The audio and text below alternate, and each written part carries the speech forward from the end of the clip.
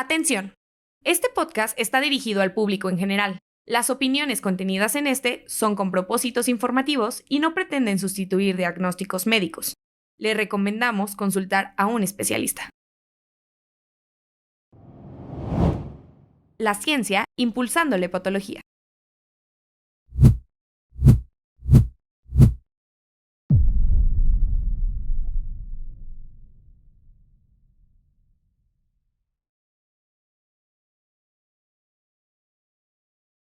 ¿Qué tal? Es un gusto estar con ustedes. Agradezco a la Asociación Mexicana de Patología la invitación para este tercer capítulo del podcast con nombre de Por un hígado sano, específicamente hígado graso. Mi nombre es Juan Aldana Ledesma, soy un médico internista y gastroenterólogo por la Universidad de Guadalajara. Soy médico adscrito y profesor titular de la especialidad de gastroenterología en el Hospital Civil Fray Antonio Alcalde de Guadalajara. Tenemos como invitada de honor a la doctora Alma Laura Ladrón de Guevara. Ella es egresada y gastroenteróloga por la UNAM. Ella es maestra en ciencias por la UNAM. Tiene un postdoctorado también en la Universidad de Stanford. Trabajó en el programa de trasplante hepático con el doctor Dilis y posteriormente fue jefe de la división de trasplantes del Centro Médico Nacional 20 de noviembre, de donde se jubiló hace 2 años, y actualmente trabaja desde hace 10 años en investigación clínica en hígado graso y ha estado como investigador en desarrollo de varios medicamentos como resmetirom, semaglutide, tercipatide, y es el primer miembro internacional del Summit de Investigadores de Hígado Graso. Agradecemos mucho, doctora, su tiempo por estar aquí con nosotros para esta entrevista y este podcast. Muchas gracias y un gusto, doctor, también de estar en este episodio de un tema que me apasiona y me fascina. Entonces, pues empecemos. Doctora, la primera pregunta, ¿qué es el hígado graso? Que está de moda desde hace muchos meses o años con los pacientes, a veces se ponen de nervios, se ponen muy intensos, tengo hígado graso. ¿Qué es el hígado graso, doctora? Bueno, el hígado graso, voy a decir que es una de las enfermedades que más recién nos hemos dado cuenta que está impactando la salud pública en diferentes países, en México muy importante. Eh, de la definición sería muy fácil, es la acumulación de grasa en el hígado, ¿no? Pero ¿qué hace esta grasa en el hígado? Pues se va acumulando y voy a decirlo así en una forma un tanto simplista, al acumularse dentro de las células del hígado, de pronto las células ya no pueden manejar la cantidad de grasa que se acumula y vamos a decir que explotan. Y esa explosión va a conducir a una inflamación y posteriormente a una cicatrización. Y esta cicatrización que al principio es muy leve, va a ir progresando y va a ir de lo que nosotros llamamos de la fibrosis a la cirrosis. La velocidad con que esto impacta a las personas que tienen hígado graso es variable y va a depender de factores asociados como son la obesidad, como es la diabetes, factores genéticos, la alimentación. Entonces, el hígado graso viene a ser una enfermedad compleja y silenciosa, ¿sí? Y mientras estamos nosotros tratando de controlar las otras enfermedades que acompañan al hígado graso, de pronto el hígado graso, voy a decir, empieza a progresar a la precirrosis y allí es donde está el verdadero meollo del asunto, ¿no? Y el meollo es evitar que progrese esto a la cirrosis. Esto es importante porque la cirrosis viene a ser la cuarta causa de muerte en México y es algo que nosotros no estamos totalmente como población, voy a decir, como no conocemos estos conceptos. ¿De qué nos estamos muriendo los mexicanos, no? Número uno, las enfermedades cardiovasculares. Número dos, las complicaciones de la diabetes.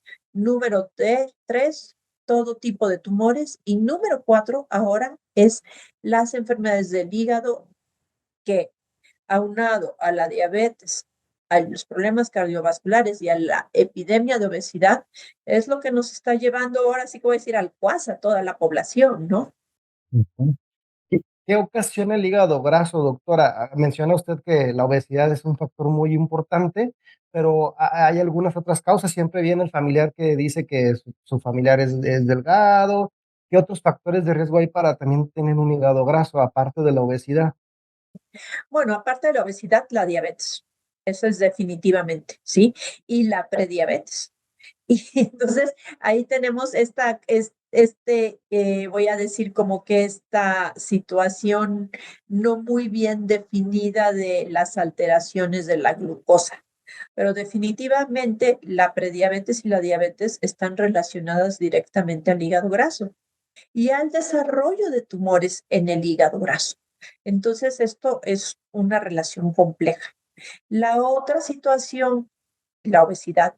Ahí sabemos que en el 90% de los pacientes que tienen obesidad hay hígado graso. Y el problema es que la obesidad y el sobrepeso en nuestro país ya hasta la normalizamos, ¿sí?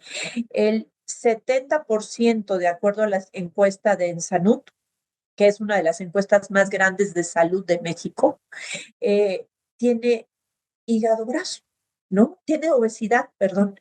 Y entonces, si sacamos el 70% de la población de México tiene obesidad o sobrepeso, y de estos el 70% tiene hígado graso, pues estamos entre una verdadera epidemia, ¿no? Eh, bueno, ¿qué otros factores condicionan? Definitivamente el factor genético es muy importante. Se han encontrado por estudios epidemiológicos, o sea, estudios de población, que tenemos los mexicanos ciertos genes que están expresados más fuerte, o sea, en una mayor proporción de nosotros, en enzimas que en el hígado ayudan a procesar los triglicéridos y el colesterol. Entonces, voy a decir, especie de mutaciones de estos genes que están, no son los, voy a decir, los que nosotros deberíamos de tener, están demasiado en México. Y entonces esto es lo que va a propiciar que junto con la obesidad y la diabetes, porque esto no sucede en otras poblaciones, ¿verdad? Nosotros tengamos más enfermedad hepática. ¿Qué papel tiene, doctora, perdón, el consumo del alcohol? Es muy importante, pero aquí sí te vamos a hablar de varios conceptos, porque sí es definitivamente, si nosotros ya tenemos un daño, voy a hacer una predisposición genética y le aunamos aquí al problema de la obesidad y nuestra predisposición como población de la diabetes. Y aparte le echamos ahora sí que un poquito más, que es el alcohol, que sabemos que el alcohol es un tóxico directo al hígado. Entonces ya tenemos una enfermedad muy compleja, ¿sí? Y desgraciadamente tenemos la enfermedad, voy a decir, de alcohol por aquí, y tenemos la enfermedad del hígado graso por aquí, y tenemos aquí en medio ahora sí como la teoría de conjuntos que nos enseñan en la primaria, ese pedacito que es los dos en conjunto, el alcohol y la obesidad, el exceso de grasas. Muy al principio, yo me acuerdo, cuando yo empecé a estudiar las enfermedades hepáticas, nos decían que ciertos cambios eran característicos, ¿no? Por microscopio de la enfermedad hepática por alcohol. Y después los mismos cambios son los que encontramos en la enfermedad hepática por grasa. Entonces, allí significa que estas dos enfermedades tienen un punto de que se conjuntan dentro del hígado y están ocasionando un daño mucho más intenso y más rápido. Entonces, si nosotros consideraríamos que, por ejemplo, en esto de la obesidad infantil, que esto es un punto muy importante, ¿sí? Que cada 7 años vamos a saltar de una etapa de fibrosis, y hay 4 etapas de fibrosis reconocidas en el hígado, la cuarta siendo la cirrosis, ¿sí? Y nos tardamos 7 años en cada etapa, entonces en 30 años aproximadamente seríamos ya cirróticos. Y sí estamos encontrando nosotros pacientes con cirrosis de alrededor de 28 años, ¿sí? Pero si le echamos alcoholito, esto es más rápido. Entonces, sí, definitivamente, una de las situaciones muy importantes en la prevención de toda enfermedad hepática es evitar el consumo excesivo de alcohol, ¿sí? Y allí, eso sí son, nosotros consideraríamos que serían, voy a decir, 80 gramos diarios para los hombres, 40 gramos diarios para las mujeres, pero la verdad es que deberíamos de pensar en esta cantidad como en mensual, porque la realidad es que nosotros tenemos ya una predisposición genética para tener estas enfermedades. Ahora bien, eh, dentro de la OCDE, que es esta organización de las naciones en desarrollo, ¿verdad? Una organización que mide la economía a nivel mundial, pues resulta que México está por debajo de la media del consumo de alcohol, pero eso no significa que nosotros vamos a consumir más alcohol para alcanzar la media, ¿verdad? Ni tan siquiera. Significa que tenemos más factores que el resto de la población mundial para tener daño hepático. Ok. Teniendo esto en cuenta, doctora, y sabiendo que es la nueva pandemia, hablando de la obesidad y del hígado graso, ¿en quién debemos sospecharlo y cómo debemos de hacer el diagnóstico? ¿Quién de los que nos escucha, quién lo puede tener, en quién sospechar, qué familiar o qué persona y cómo se hace el diagnóstico? Esto, bueno, creo que es importante estar conscientes de los riesgos, ¿sí? Estar conscientes de los riesgos que podemos cambiar. Ahorita voy a hablar de esto, pero también de los tratamientos que podemos tener. Entonces, eh, y esto es parte de la cultura médica que tenemos que, voy a decir, modificar y empezar a hacer mayor difusión. ¿Quiénes estamos en riesgo de hígado graso? Todos los mexicanos que tenemos diabetes, todos los mexicanos que tenemos prediabetes, todos los mexicanos que tenemos resistencia a la insulina. Y ahí ya estamos hablando de una buena proporción, como el 30% al menos de la población. También todos aquellos que tenemos sobrepeso u obesidad. Y lo más difícil es el diagnóstico de la obesidad, y no porque no la veamos, sino porque los médicos no la hacemos. Ese es uno de los verdaderos problemas, ¿sí? Entonces, si ya tenemos una persona que tiene diabetes y que tiene obesidad, esa persona debe de irse a hacer una prueba. Ahora, hay diferentes pruebas, ¿no?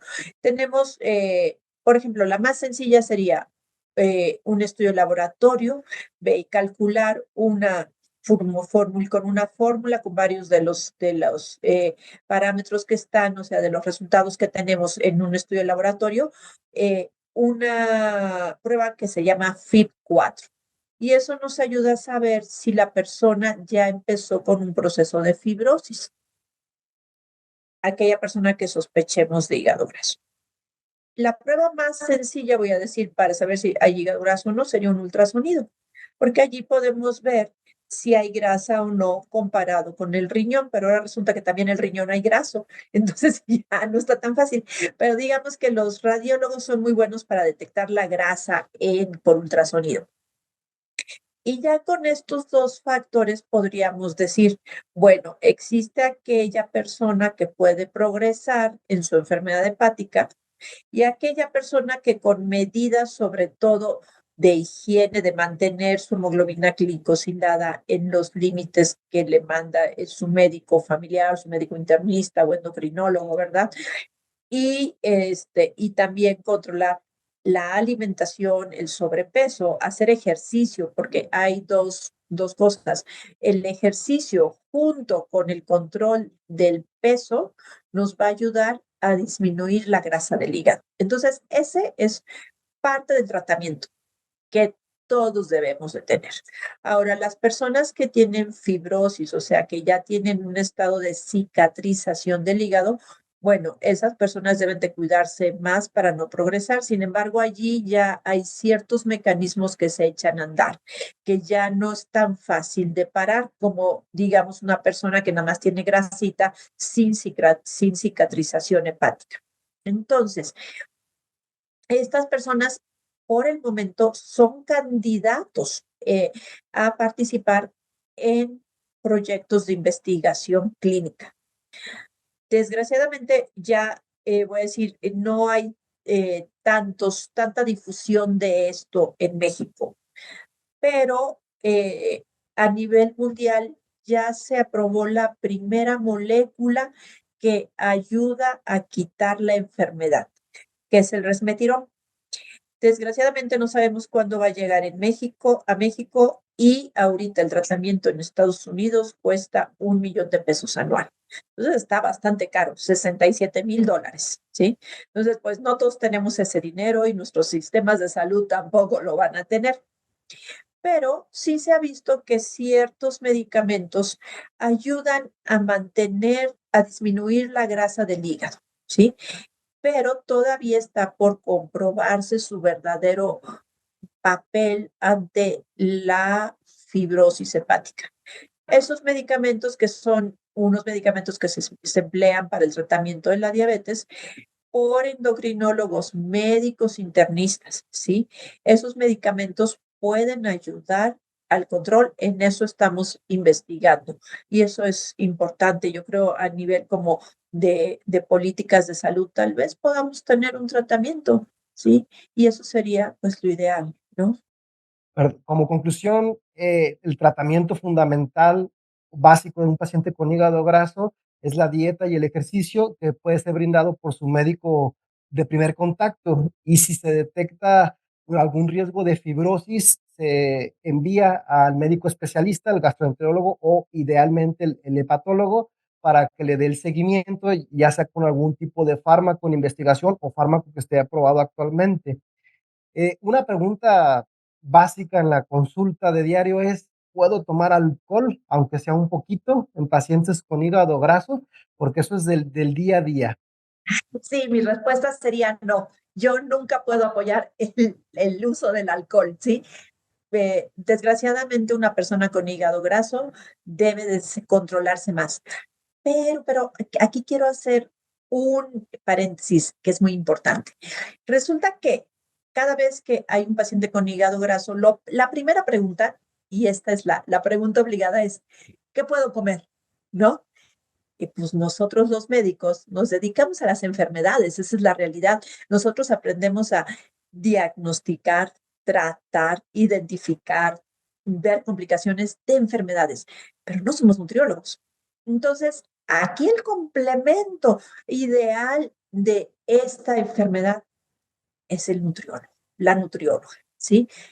Como, voy a decir, como dicen, él y la nutrióloga, ¿no? El nutriólogo y la nutrióloga.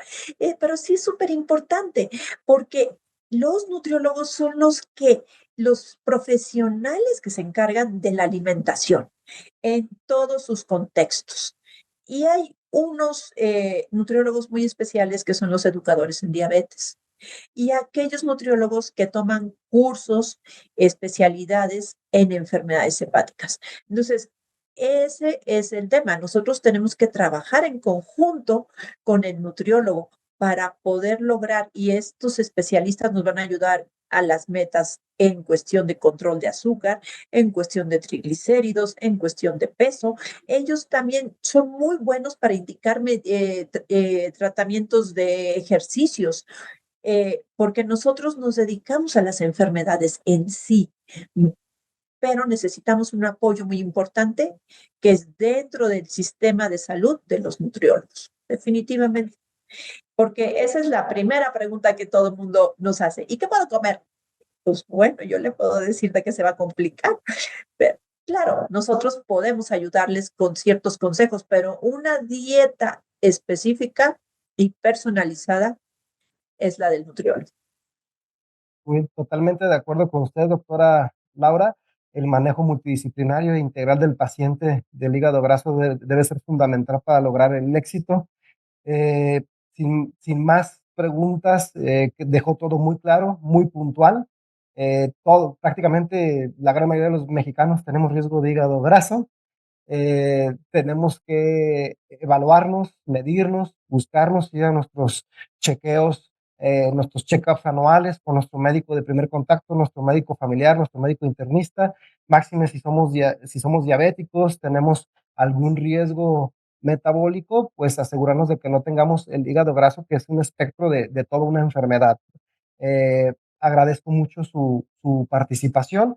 No sé si nos quiere decir algún mensaje final a la población, a los escuchantes de este podcast. Pues bueno, sobre todo que el trabajo de esta enfermedad es multidisciplinario, como ya lo has comentado, y que pues nosotros estamos abiertos sobre todo en el reconocimiento de estos factores de riesgo y que todos debemos de luchar contra el hígado graso. Yo sé que esto, al igual que muchas cosas en salud que se han abordado tanto de la población como del sistema de salud, lo vamos a lograr y vamos a y vamos a controlarlo. Excelente, Y pues doctora. les agradezco nuevamente la invitación y muchas gracias, doctora Aldana. Muchas gracias a usted y un gusto conocerla. La Asociación Mexicana de Hepatología presentó La ciencia impulsando la hepatología.